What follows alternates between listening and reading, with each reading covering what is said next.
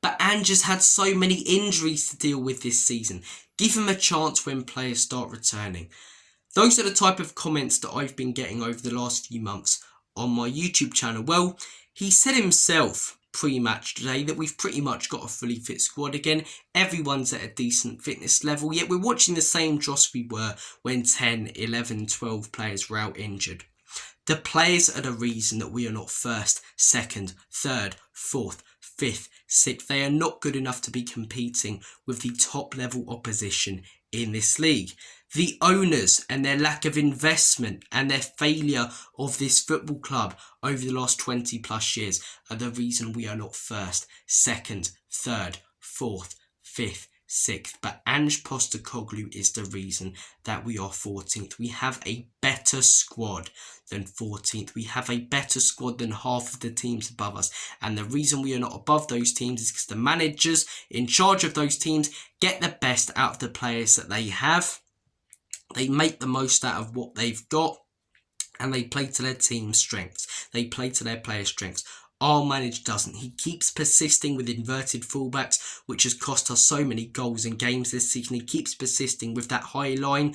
20 losses in all competitions now this season, 16 in the Premier League. It is simply unacceptable. I can't understand how anyone can back this manager anymore. And he has the audacity when fans start chanting, "You don't know what you're doing." When Sarr scores a goal which came out of nothing, has nothing to do with his system. It's not like it was built up too brilliantly and it was because of the high line and inverted fullbacks. No, it was a moment of brilliance. Pick that one out type of strike.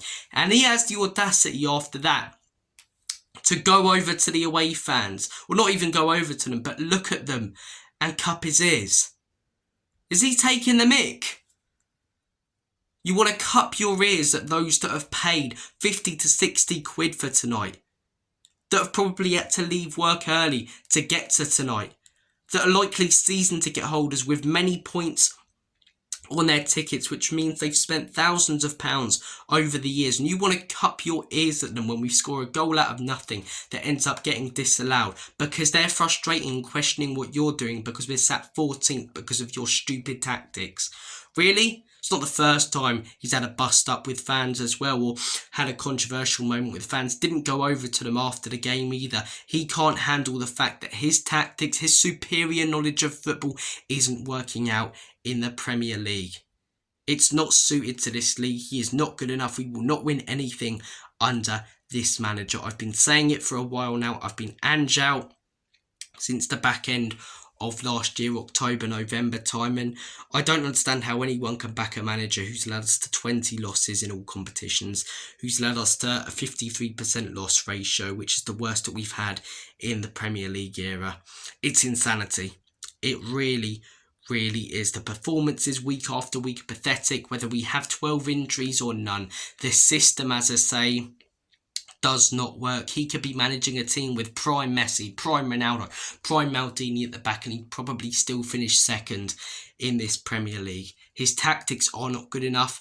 When things aren't going his way, he comes across extremely arrogant, especially towards the fans. There's that bust up with fans and moments with fans for quite a while now. The City one at the end of last year, Fulham only a couple of weeks ago, the Bournemouth one, and now tonight not going over to the fans and cupping his ears when we score a goal out of nothing. I mean, the arrogance of this man, his tactics, what he's doing to this football club, it's really getting me down. It's really frustrating me. I miss being excited about Spurs games, jumping up and down when we score and being fuming when we concede. But I'm watching it today with my dad, and both of us are sort of just sat back, not interested in the game. I haven't felt like that about Spurs in my lifetime. But a lot of the reason I do right now is down to the state of the club. And obviously the biggest problem and the biggest reason for that is the owners. But this manager does not help himself. And again, the owners, the players, the director of football, everything that's happened at the club the last 20 years is the reason we are not competing at the top level for trophies.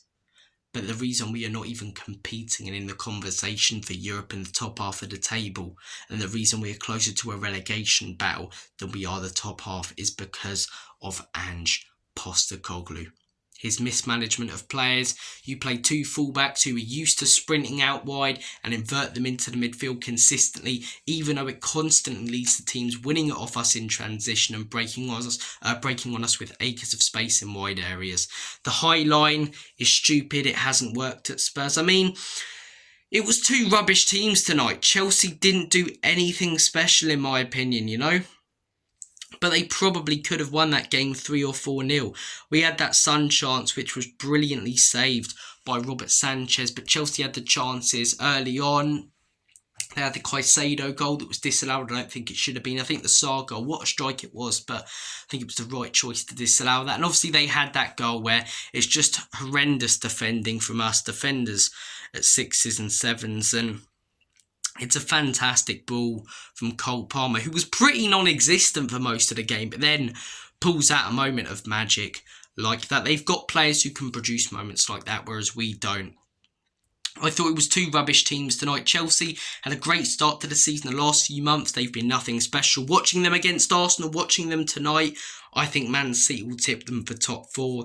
In all honesty, I still think, despite how bad City have been, they're a better team than when I've watched them. But yeah, Stamford Bridge did a video earlier why we can't get a win at this ground. Part of it today obviously is down to the manager and the lack of performance, but I feel like Spurs players just go out there when we concede and they think of the amount of times we've lost at that ground and the curse that seems to be on it for us, and they sort of not necessarily give up, but there's an acceptance from the Spurs players and Spurs whenever we go to that ground and go behind that it's going to be another loss. And you saw it late today, just no real urgency. Added time, 12 added minutes. We never really looked like scoring. It was never back to the keeper, smashes it forward, battling for headers and battling in the air. We were just sort of passing it side to side, trying to look for a little opening. There was no physicality, no urgency tonight. There wasn't much from Chelsea, but once they were 1-0 up, they didn't really need it, and they didn't have to worry about defending much threat from us. The only good player who I thought was Bergvall. He wasn't even fantastic, probably a 6 or 7 out of 10. The fact that he was taken off instead of Bentancur, sorry, not Bentancur was, but the fact that he was taken off instead of Maddison, who was pathetic, is beyond me. The wrong substitution. The manager cups his ears towards the fans. Stupid, doesn't go over to them after the game.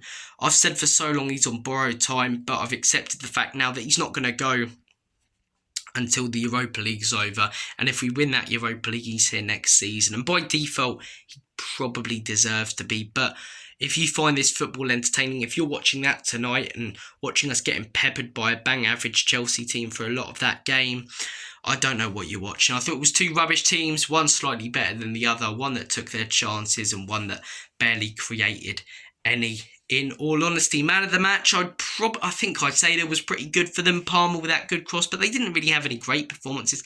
Enzo Fernandez was okay. Nothing too special from Chelsea. You'd probably say Enzo. Pretty rubbish game to watch on the eye.